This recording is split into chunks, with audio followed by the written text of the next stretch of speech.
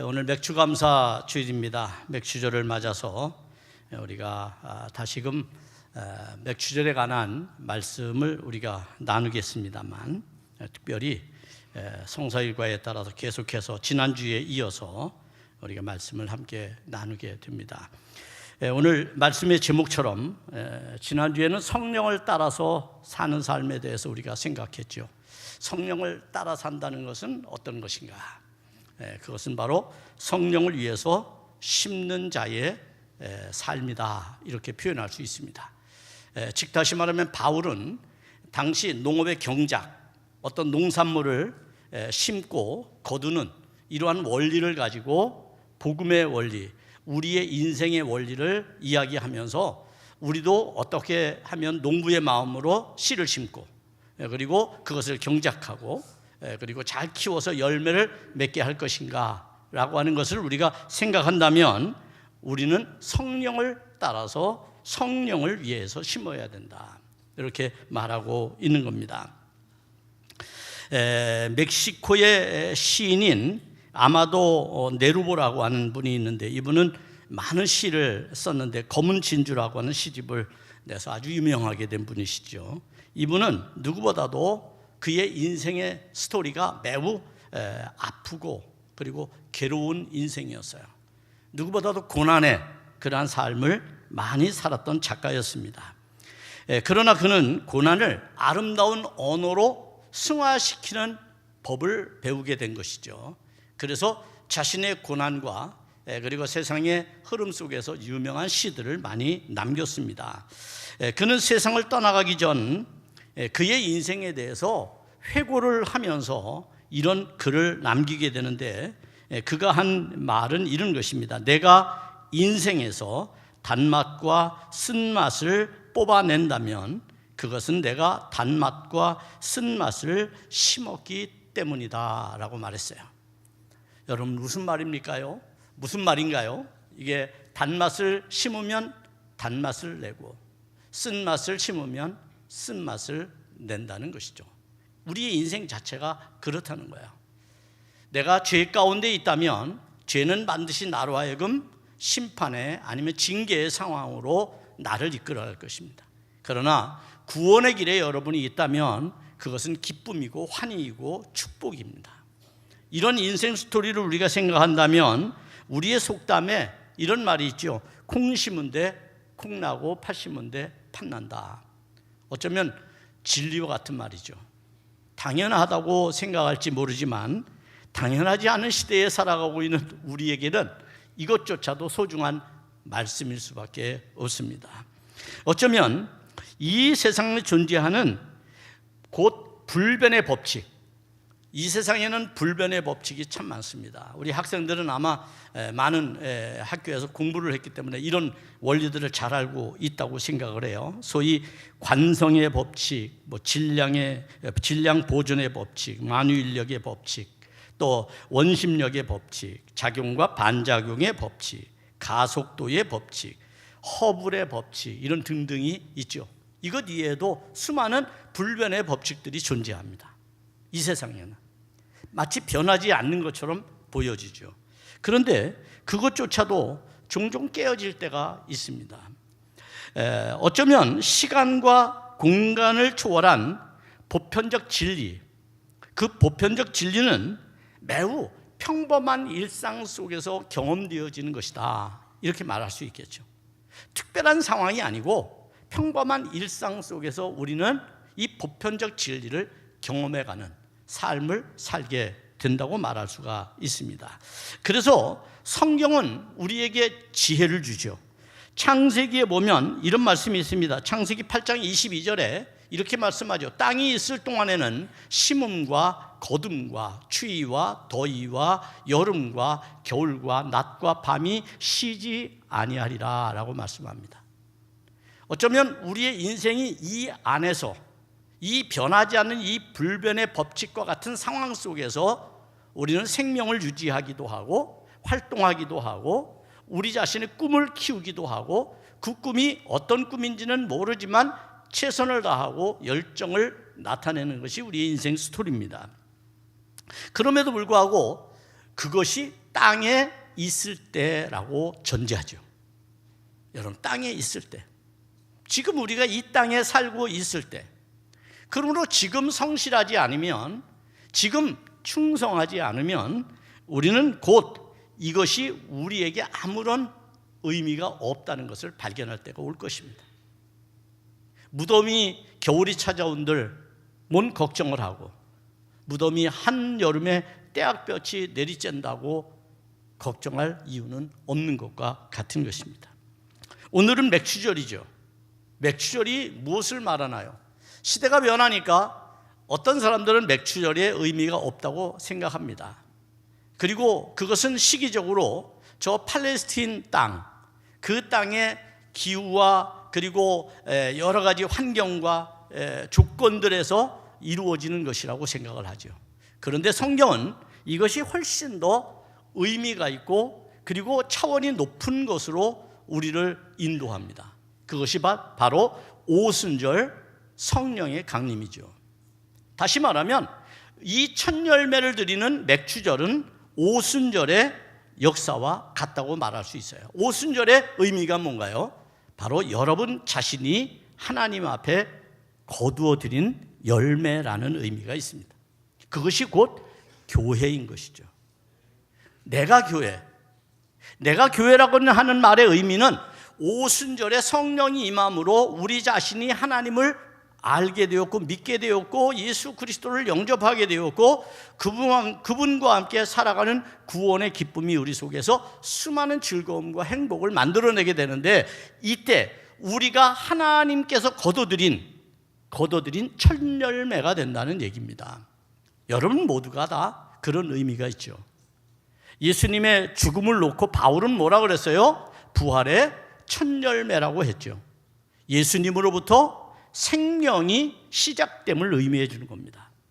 예수님을 믿으면서 우리에게 죽음이라는 것이 사라져버린 그러한 영생의 의미를, 생명의 의미를 우리에게 주는 말씀입니다.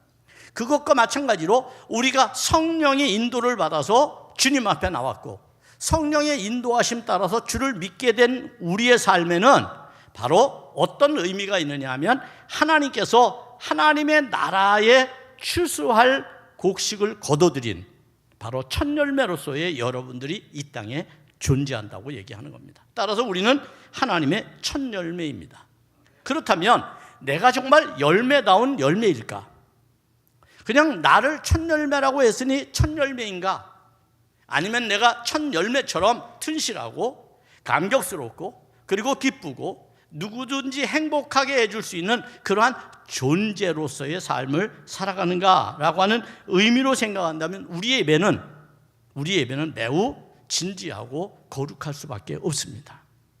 지금 우리가 드리는 이 맥추절의 예배는 단지 그러한 곡식에 대한 것이 아니라 우리 인생 스토리와 같은 것이고, 내가 하나님 앞에 매번 드리게 되는 이 첫 열매는 내가 여전히 첫 열매로서의 그 감격과 기쁨이 나에게 있는가라고 하는 것을 우리가 나타내는 절기로 보아야 한다는 것이죠.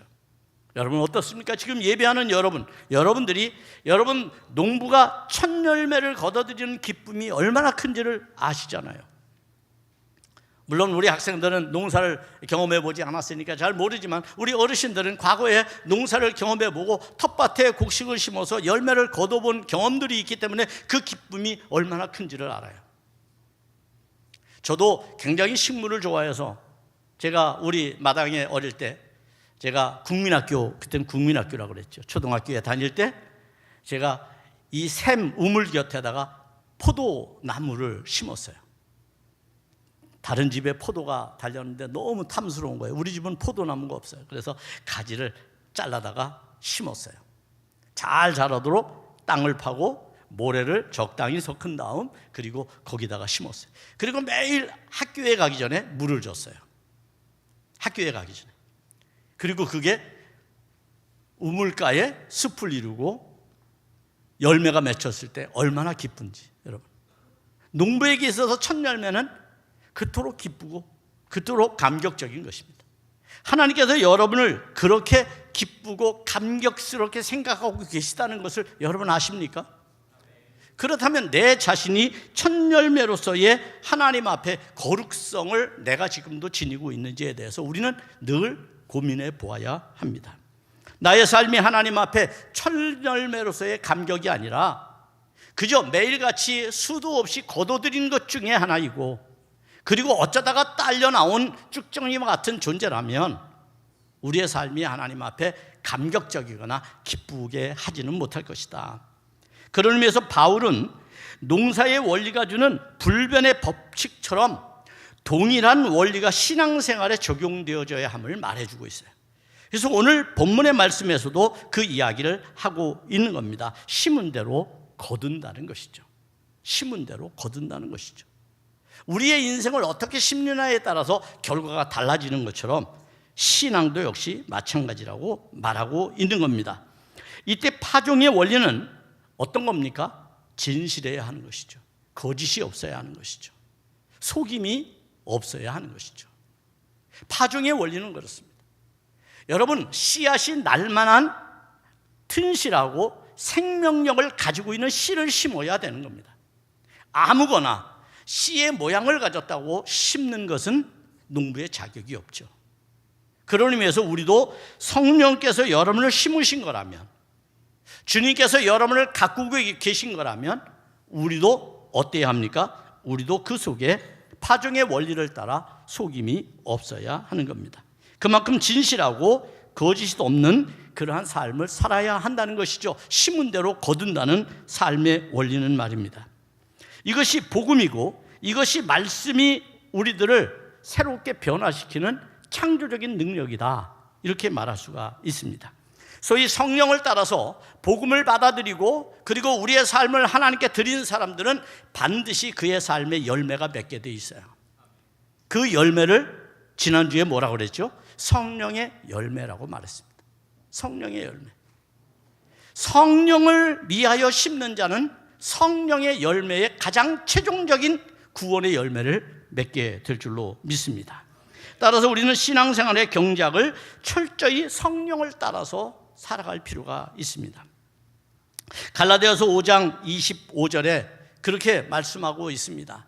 만일 우리가 성령으로 살면 또한 성령으로 행할지니라고 말합니다. 여러분이 성령의 사람이라면 성령으로 행해야 하는 것입니다. 이런 이유로 바울은 본문에서 구체적인 사랑을 실천하는 그리스도인의 일반적인 측면에서 성령 안에서의 사랑의 삶이 무엇인지를 설명해 주기를 원합니다. 이런 의식에서 믿음으로 구원받은 성도들의 공동체 내의 삶은 어떠해야 합니까?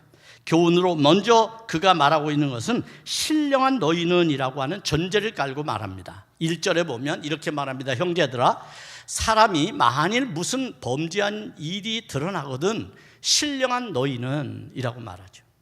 사람과의 관계에서 흠이 보이거나 약점이 노출되었을 때 신령하다고 하는 우리는, 그리스도인이라고 하는 우리는, 성령으로 산다고 하는 우리는 어떻게 살아야 되느냐, 어떻게 그 사람을 대해야 되느냐라고 말하는 거예요. 이때 세 가지를 이야기하는데 우선 첫 번째로 1절에서 온유하게 행하여야 된다고 말해요. 우리는 죄인들을 향해서 온유하게 행하여야 합니다. 가끔 보면 여러분, 우리 예전에 사자성어 중에 내로남불이라는 말이 있었어요. 그죠? 어떻게 보면 자기에겐 들보가 있는데 남의 티를 보고 그저 남을 판단하고 그리고 남을 정죄하죠. 우리가 믿음의 생활을 할 때 조심해야 될 게 이겁니다. 내가 하나님으로부터 의인이라고 하는 칭의를 얻었어요. 이 칭의가 우리를 믿음에 게으르게 하고 나태하게 하고 그리고 어쩌면 우리를 이중적인 마음, 그런 마음을 품게 할 수 있다는 위험에 노출됨을 여러분 기억해야 합니다. 하나님이 나를 의롭게 했다는 것 때문에 나는 오히려 교만해져서 남들의 죄를 지적하고 흠을 잡는 일들을 하게 되지요. 죄인에게 온유한 심정을 갖는다고 하는 것 어렵습니다. 그러나 우리는 그렇게 살아야 합니다. 그것이 신령한 우리의 태도이기 때문입니다. 두 번째는 2절에서 말합니다. 어려움에 동참하라고 말합니다. 어려움에 동참하라. 사람이 어려운 일에 동참하는 것 누구든 싫어합니다. 좋아할 사람이 없습니다. 그러나 우리가 만약 신령하다면, 우리가 만약 성령으로 따라서 구원의 백성이 되었다면, 내가 진정한 크리스찬이라면, 리얼 크리스찬이라면 어떻게 해야 될까요? 우리는 어려움에 동참해야 됩니다. 기회주의적으로 사는 것이 아니라 십자가를 지는 심정으로 어려운 상황에 있는 자들을 외면하지 말아야 되는 것이죠. 이것이 이타적으로 사는 성도의 형이상학적인 영성적인 삶이다 말할 수 있습니다. 세 번째는 3절에서 겸손하라라고 말합니다. 겸손하라. 우리가 신령한 사람이라면, 우리가 정말 믿음의 사람이라면, 우리가 거룩한 은혜의 사람이라면 우린 겸손해야 합니다. 절대로 교만해서는 안 되는 겁니다. 그것은 왜냐하면 스스로를 속이는 일이 되기 때문이라고 말합니다. 스스로를 속인다는 건 뭡니까? 내가 하나님의 은혜로 구원의 백성이 되었다는 것을 스스로 속이는 거죠. 아, 내가 잘나서 된 거야. 내가 의인으로 살았기 때문에 되는 거야. 여러분, 참 조심해야 될 게 그거예요. 우리가 특별히 뭐 지도자가 된다든지 어떤 책임을 맡을 때 진짜 조심해야 될 건, 자기 의의를 너무 많이 드러내면 오히려 그것이 함정이 될 수 있어요. 이런 말 있죠. 디테일에 뭐가 있어요? 디테일에 큰 오류가 있는 거예요. 거기에 문제가 있는 거예요. 막 거기에 심각한 것이 있는 거예요. 그래서 나의 완전함을 다른 사람에게 필요 이상 드러낼 필요가 없습니다. 우리는 그저 겸손하게 그렇게 주님을 믿고 자기를 자랑하지 않는 그런 삶을 살아야 되는 것이죠. 이런 교훈의 연장선에서 이 모든 믿음의 행위는 결코 신령한 성도로서의 삶을 살기 위한 성령을 위해서 심는 자의 태도라고 보고 있는 겁니다. 다시 말하면 성령으로 사는 사람, 성령을 따라 사는 사람, 성령을 위해서 심는 사람은 이러한 삶을 살아간다는 것이죠. 그런 사람들에게 나타나는 결과가 뭘까요? 바로 하나님께서 거두시는 구원의 열매, 바로 오늘과 같은 첫 열매인 맥추절의 진정한 우리 자신이 되는 겁니다. 맥추절에 내가 하나님 앞에 나와서 물질만 드리는 것이 아니라 나 자신도 드린다는 의미가 있는 거야. 그러므로 우리 교회 헌금의 이 모습은 굉장히 사실은 의미 있는 겁니다. 여러분 자신이 그렇게 해야 되는 것이죠. 옛날에 여러분 아프리카의 성자라고 일컬어지는 리빙스톤이 어떻게 했습니까? 어린 나이에 헌금 시간이 되었는데 드릴 게 없었어요. 그날 목사님의 헌신은 하나님 앞에 우리 자신을 드리는 거였어요. 그는 헌금 바구니가 이렇게 돌고 있을 때 그는 헌금위원에게 잠시 헌금 바구니를 달라고 말했어요. 그리고 그것을 바닥에 내려놓고 자기가 그 위에 올라갔어요. 깜짝 놀랐어요, 사람들이. 아이가 왜 저런 태도를 하지? 이상한데? 그런데 리빙스톤은 자기 자신을 하나님께 드리는 거였어요. 그는 아프리카의 성자가 됩니다, 여러분. 우리의 삶의 실천적 삶이라고 하는 것은 언제나 나를 하나님 앞에 어떻게 드릴 것인가? 다시 말하면 내가 하나님 앞에 어떤 태도를 가지고 살 것인가? 이거에 대한 방증이라고 말할 수가 있겠죠. 따라서 잠언 22장 8절은 우리에게 이렇게 말씀합니다. 악을 뿌리는 자는 재앙을 거두리니 그 분노의 기세가 쇠하리라. 여러분, 악을 위해서 뿌리는 자가 되어서는 안 됩니다. 죄를 심는 자가 되어서는 안 됩니다. 우리는 성령을 따라서 심어야 합니다. 성령을 위하여 심는 자가 되어야 합니다. 그럴 때 어떤 결과가 생깁니까? 오늘 본문의 말씀처럼 심은 대로 거두게 되는 것입니다. 이 원리에 따라서 신령한 우리는 콩 심은 데 콩 나고 팥 심은 데 팥 나는 것과 같이 우리도 영적인 열매를 위해서 우리도 심어야 되는 것이고, 성령을 위해서 심을 때 성령이 우리에게 열매 맺게 하시는 구원의 열매를 맺게 된다고 말할 수가 있습니다. 그러면 이것이 오늘 우리에게 어떤 행위를 요구하는 걸까요? 다시 말하면 성령을 위해서 심는다고 할 때에 우리에게는 어떤 행동을 요구하는 걸까요? 그 첫째는 바로 말씀의 씨앗을 뿌려야 좋은 것을 거두게 된다는 원리입니다. 말씀의 씨앗. 말씀은 무엇입니까? 창조적인 능력이 있죠. 우리는 말씀을 믿는 종교예요. 기독교는 로고스. 다시 말하면 예수님의 임재적 사건은 우리에게 하나님 나라의 말씀이 우리 가운데 임재하는 사건이었어요. 초대교회의 가장 중요한 신앙생활의 경작은 말씀을 가르치는 거였습니다. 초대교회의 가장 중요한 것은 제자 삼는 거예요. 말씀을 가르친다는 의미입니다. 즉 다시 말하면 가르침을 받는 거죠. 가르침을 받는 거. 그래서 우리는 오늘 이 6절에서 7절 말씀을 통해서 이 원리가 뭔지를 우리가 배우게 됩니다. 여기 이렇게 말합니다. 가르침을 받는 자는 말씀을 가르치는 자와 모든 좋은 것을 함께 하라. 스스로 속이지 말라. 하나님은 업신여김을 받지 아니하시나니 사람이 무엇으로 심든지 그대로 거두리라 라고 말씀합니다. 말씀으로 심어야 된다는 거예요. 자기 의와 자기 자랑으로 심지 마세요. 스스로 교만해서 교회 다니면서도 스스로 자기의 의를 가지고 살려고 하지 마세요. 그것이 결국 교만이 되어 자기를 무너뜨리게 한다는 것을 깨달아야 합니다. 자, 그러면 여기서 우리는 이제 이런 생각을 하게 됩니다. 자, 가르치는 자와 좋은 것을 함께 하라. 이 말씀에 대한 원리를 깊이 이해하지 못할 때에는 이렇게 말했습니다. 아, 목회자에게 잘 대접해야 돼. 그렇게 가르쳤어요. 그런데 이 말은 그런 의미가 아닙니다. 그렇다면 또 하지 말아야지 이런 얘기가 아니라 다 우리는 서로 사랑하고 존중하고 그리고 존경해야죠. 서로 우리가 그렇게 그런 원리는 우리 모두에게 해당되는 것입니다.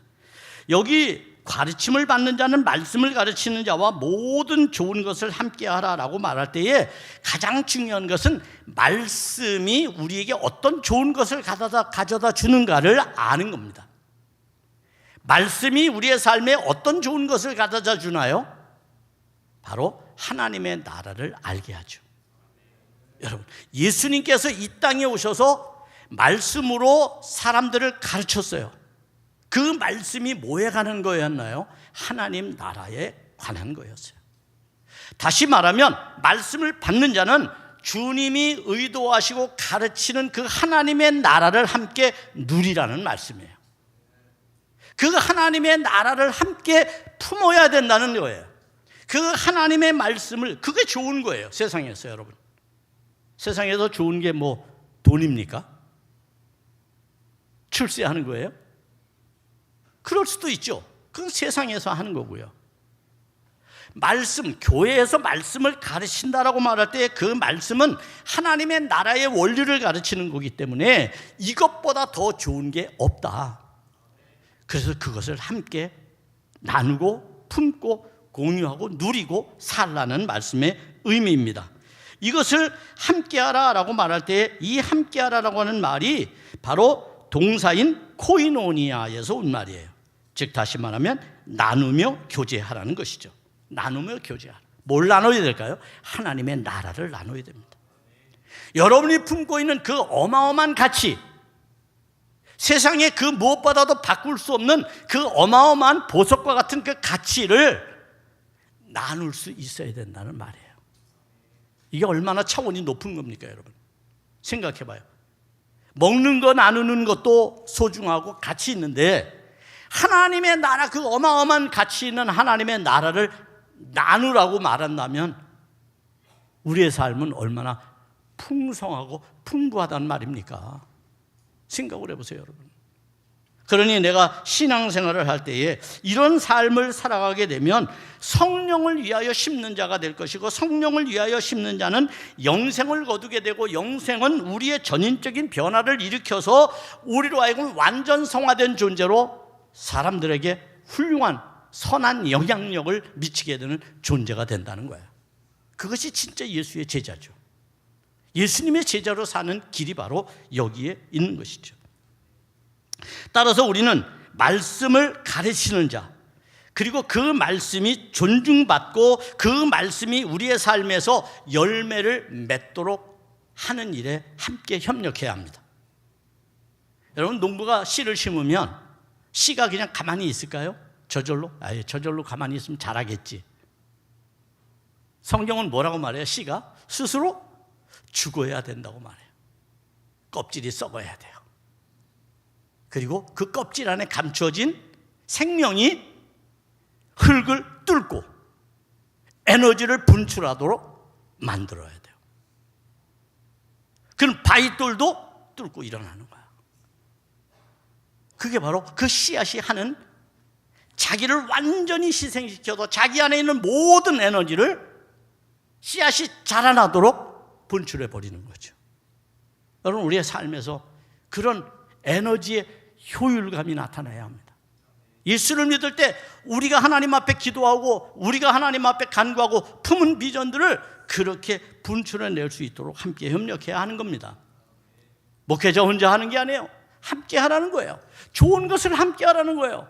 하나님의 말씀이 이 교회 안에서 열매되도록, 하나님의 뜻이 이 교회 안에서 확장되도록, 이 땅에 이루어지도록 함께 하라는 거예요. 할렐루야. 그런 은혜와 고백이 여러분에게 있기를 축복합니다. 두 번째는 성령으로 심어야 영생의 복을 얻습니다. 따라서 성령으로 심어야 하는 것이죠.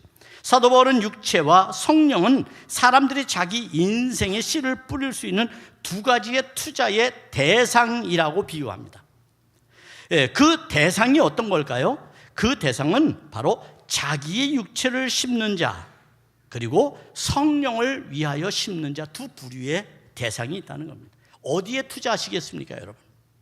여러분의 인생을, 여러분이 가진 소중한 생명의 가치를 어디에 투자하시겠습니까? 육체를 위해서 심으시겠습니까? 성령을 위해서 심으시겠습니까? 라고 바울이 묻고 있는 겁니다. 뭐라고 대답하시겠어요?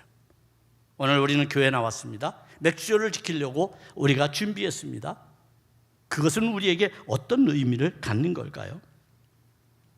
여러분, 사람이 낮고 천한 본성, 그것은 언제나 우리의 본성은 나쁜 땅에다가 자꾸 자기 행실을 심으려고 합니다. 나쁜 땅에다. 여러분, 우리의 환경이 왜 그렇게 중요합니까? 여러분, 환경을 왜 자꾸 개선하려고 하죠? 환경을 개선하지 않으면 안 돼요. 우리나라가 지금처럼 여러분 이런 나라가 된 것은 과거에 사실은 우리에게 새마을 운동이라고 하는 아주 소소하지만 작은 운동들이 있었기 때문이에요. 그때 운동은 그래서 정말 모든 세균이 득실거리는 그러한 하천을 메워서 그리고 덮어서 세균에 우리가 감염되지 않도록 하는 거였고, 화장실을 개선하는 거였고, 주위를 깨끗하게 하는 거였고, 그런 작은 일들, 작은 운동으로부터 시작된 겁니다. 외국인들이 우리나라에 오면 참 깨끗하다고 칭찬들을 합니다. 우리가 어떻게 깨끗해졌을까요? 물론 학교에서 공부도 열심히 했지만 환경이 깨끗해지니 내 의식도 깨끗하게 변하는 겁니다. 한동안 여러분, 저 인천대공원에 쓰레기통이 있었어요. 그걸 없앴을 때 얼마나 민원이 많았는데요. 쓰레기통 없어졌다고. 그러나 지금은 누구도 민원을 제기하는 사람이 없습니다. 이게 바로 훈련입니다. 내가 만들어 놓은 쓰레기는 내가 가지고 가는 거죠. 그죠? 그럴 때 우리는 그 내가 앉았던 자리, 내가 활동했던 그 자리를 깨끗하게 만들 수 있는 겁니다. 교회도 마찬가지입니다.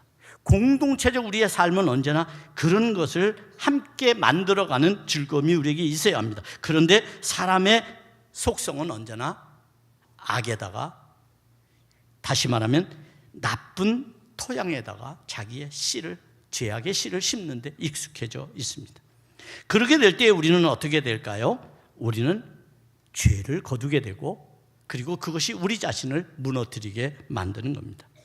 그러나 성령을 위해서 심는 사람은 어떻게 될까요? 우리는 당연히 알죠. 성령을 따라 심는 사람은 성령의 열매를 맺게 된다고요. 성령의 열매를 맺게 된다는 것은 자기의 삶에 엄청난 변화를 가져오는 겁니다. 인격에 있어서의 엄청난 변화가 자신 안에 일어나는 것이죠. 그 일어나는 변화에 대해서 지난주에 성령의 열매가 뭐라고 말했습니까? 성령의 열매가 사랑과 희락과 화평과 오래참과 자비와 양선과 충성과 온유와 절제라고 말하지 않았어요? 이런 내적인 변화, 인격의 성숙, 삶의 질이 달라지는 거예요. 삶의 가치가 달라지는 거예요. 그게 성령이 우리를 다듬는 방법입니다. 그러니 여러분, 성령을 따라 행하시기를 축복합니다. 성령을 위해서 여러분의 인생을 심게 되기를 축복합니다.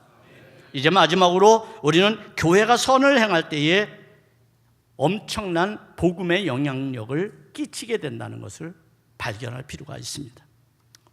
교회는 이 땅에 하나님께서 거둬들인 첫 열매라고 말할 수 있습니다. 오순절 성령의 역사는 복음의 확장뿐만 아니라 그 복음을 통해서 깨닫고 변화된 사람들이 하나님의 나라를 살고자 모였고 함께 공동체를 이루게 된 것을 의미하는 것이죠. 그리스도 안에서 여러분, 그런데 말이 좋아서 그것이 실천력을 갖는 것이지 현실적으로 보면 매우 어렵습니다. 선을 행한다는 게 얼마나 어렵습니까, 여러분? 선을 행하는 거 자기의 희생을 감수해야 하기 때문에 우리는 잘 하지 않습니다. 그러나 9절, 10절은 우리에게 이렇게 말씀합니다. 우리 한번 같이 읽어보겠습니다. 시작. 우리가 선을 행하되 낙심하지 말지니 포기하지 아니하면 때가 이름에 거두리라. 그러므로 우리는 기회 있는 대로 모든 이에게 착한 일을 하되 더욱 믿음의 가정들에게 할지니라. 아멘. 이 말은 믿는 사람끼리 잘해라 그런 얘기가 아니에요. 믿음의 가정들에게 한다라고 하는 얘기는 결국 우리 안에서 그런 운동이 일어나게 될 때 그 운동은 마치 섬 아래 밀가루 반죽 속에 작은 누룩이 들어가면 전체를 부풀어 오르게 하는 천국의 원리처럼 우리가 이 세상을 그렇게 변화시킬 수 있다라는 말씀의 의미입니다. 따라서 우리는 어떻게 해야 될까요? 낙심하지 않는 비결을 배워야죠. 낙심하지 않는 비결. 교회 다니다 낙심할 때가 얼마나 많아요? 뭐 때문에 낙심해요? 내 생각과 다르고 내 마음과 다르고 내 감정을 상하게 했다고 낙심하죠. 아니면 내가 어려운 환경에 처해 있는데 어떤 변화도 생기지 않아요. 기적이 일어났으면 좋겠는데 일어나지 않아요. 그래서 낙심을 해요. 여러분, 정말 성경이 그런 것을 우리에게 말해줄까요? 아니죠. 우리가 어떤 일입니까? 여러분, 우리가 선을 행하는 거, 선이라고 하는 건 궁극적으로 성경에서 뭘 말한다고 제가 말했죠? 구원을 말하는 겁니다. 그냥 우리가 남에게 뭘 베풀고 남에게 뭘 나누고 도움을 주고 하는 것도 선한 것이지만 성경이 말하는 가장 중요한 선의 가치는 구원의 행위입니다. 여러분, 만약 우리가 세상의 모든 것을 갖추었어도 구원을 받지 못한다면 인생은 앞에 창세기에서 말했던 것처럼 땅에 있을 동안에만 행복한 거예요. 그 삶이 전부라면 그렇게 살아가는 것도 뭐 나쁘지 않을 거라고 생각해요. 그러나 그 인생의 결말은 얼마나 허무하겠습니까? 한번 생각해 보세요, 여러분. 그러니까 이 땅에서도 행복하고 그리고 영원히 행복한 삶을 살아가는 가치의 의식의 변화는 바로 착한 일을 멈추지 않는 것이다. 이 착한 일은 뭐냐? 바로 우리가 구원의 행위를 말하는 것이다. 그렇다면 이 구원의 행위를 우리 서로 격려해야 된다는 거예요. 초대교회는 그랬어요. 왜냐하면 박해 시대였잖아요. 박해를 받잖아요. 그냥 개인적인 질병이나 사업이 안 되거나 이런 문제가 아니에요. 외적인 완력과 무력과 폭력에 의한 박해가 이루어졌잖아요. 내가 예수를 믿는다는 것 때문에 사회적 신분이 박탈당하고 재산을 몰수당하고, 여러분, 내가 공동체에서 쫓겨나는 그런 일들이 초대교회는 비일비재했단 말이에요. 그럴 때 내가 같은 그리스도인들이 품어주지 않으면, 같은 그리스도인들이 협력하지 않으면, 같은 그리스도인들이 도와주지 않으면 그들이 어떻게 구원의 열매를 맺어가겠어요? 구원의 열매를 맺지 못하는 거죠. 이런 원리가 이 말씀 속에, 배경 속에 있는 겁니다. 우리가 모두 구원받겠다고 이 자단에 나왔습니다. 우리도 서로 그래야 합니다. 누가 눈물을 흘리고 있다면, 누가 한숨 지고 있다면 예민하게, 영적으로 예민하게 우리가 받아들이고 그를 품을 수 있는 그런 태도가 우리에게 필요한 거죠. 이때 조심해야 할 것은 너무 지나치게 우리 안에서만 만족하면 안 된다는 거예요. 구원의 역사는 여러분이 첫 열매고 다음 열매가 세상에 기다리고 있다는 것을 잊지 마시기를 바랍니다. 다음의 열매를 여러분이 거둬야만 여러분의 첫 열매의 의미가 있는 겁니다. 첫 열매로만 끝나는 것이 아니라 다음 열매를 어떻게 맺을지를 생각한다면 지금의 환난과 역경과 초조함과 근심과 그리고 너무 조급함에서 우리는 낙심하지 않게 됩니다. 기다리게 되죠. 인내하게 되죠. 그래서 열매 맺게 되는 겁니다. 결국 포기하지 않으면 거두게 된다고 성경은 말씀하고 있는 겁니다. 따라서 믿음의 공동체가 가진 가장 큰 능력은 그리스도께서 하신 것처럼 제자인 우리도 할 수 있다고 하는 믿음이죠. 우리도 할 수 있어. 우리도 이와 같은 일을 할 수 있어. 바울 사도가 말했다면, 오늘 이 갈라디아 교회가 할 수 있는 거라면 우리 새벽교회도 할 수 있어. 이런 믿음이 필요하다는 겁니다. 이런 믿음으로 여러분의 삶이 하나님의 나라를 향해서 끊임없이 뻗어나가고, 여러분의 꿈이 그 하나님의 나라에서 열매로 아름답게 탐스럽게 맺혀지고, 그 일들이 많은 사람들에게 감동과 기쁨을 주는 그런 은혜로운 역사들, 그것들이 바로 좋은 것을 함께하는 새벽교회 공동체 안에서 또 다른 열매로 많은 사람들에게 영향력을 끼치는 놀라운 은혜가 있기를 주님의 이름으로 축복합니다. 우리 함께 찬양하겠습니다. 좋으신 하나님, 좋으신 하나님, 좋으신 하나님, 참 좋으신 나의 하나, 좋으신 하나님, 좋으신 하나님, 좋으신